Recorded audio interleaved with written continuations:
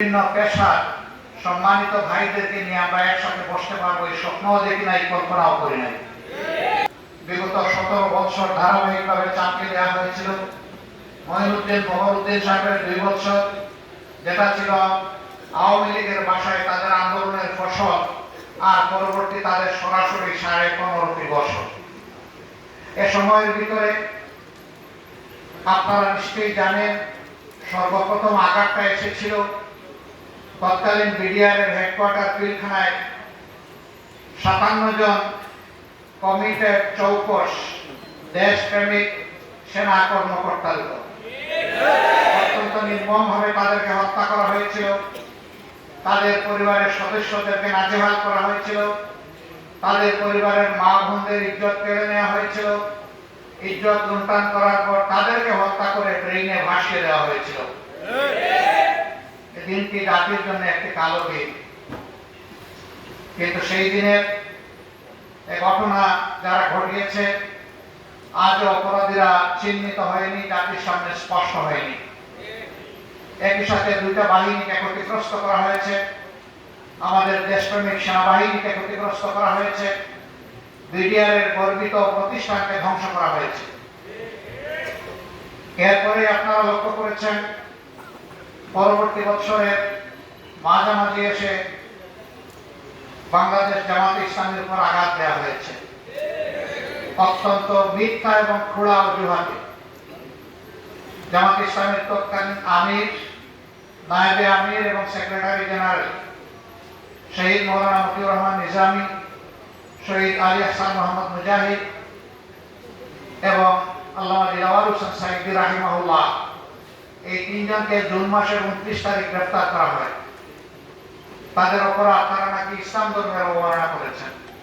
আফসোস, ইসলামের জন্য আজীবন যারা লড়াই করলেন, যাদের অনুসারীরা এখনো লড়াই করে যাচ্ছেন, যাদের অনুসারীরা যে জুলুম শাহাদত কবুল করেছেন, তাদেরকে অপবাদ দেওয়া হলো তারা ধর্মের অবমাননা করেছেন।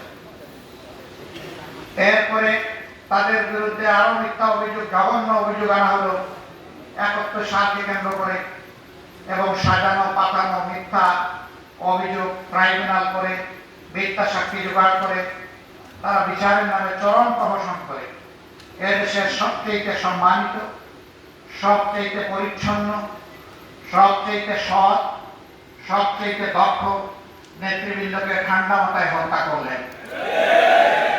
5 জনকে ফাঁসি দেওয়া হলো, 5 জন জেলের ভিতরে মর্মান্তিক ভাবে তাদেরকে ধুকে ধুকে মৃত্যুর দিকে ফেলে দেওয়া হলো, আর একজন র্যাবের অশোভন আচরণের শিকার হয়ে হসপিটালে গিয়ে দুনিয়া থেকে বিদায় নিলেন।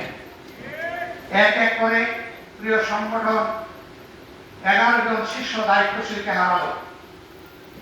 তার পাশাপাশি তাদের রক্ত পান করে তারা ক্ষান্ত হলো না, বরঞ্চ দেশের প্রত্যেকটি জনপদে আমাদের শত শত ভাই বোনকে হত্যা করা হলো। মহান মনিবের দরবারে দোয়া করি আল্লাহ তাআলা এই জুলুমের শিকার হয়ে দুনিয়া থেকে বিদায় নেওয়া আমাদের সব কয়টি কলিজার টুকরা ভাই বোনকে মুহাক্কিক শহীদ হিসাবে কবুল করুন। সম্মানিত ভাই ও বন্ধুগণ, তাদের শাসন আমলের নাম করা, নাম কাড়া শাসন আমলে হুঙ্কার ধমকি, জনগণের উপর অত্যাচারের স্টিম রোলার, খুন ধর্ষণ, গুম লুণ্ঠন,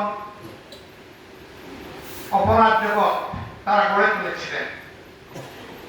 তারা রাষ্ট্রযন্ত্রকে বিকল করে অচল করে দিয়েছিলেন, রাষ্ট্রের সবগুলা সাংবিধানিক প্রতিষ্ঠান ধ্বংস করেছিলেন।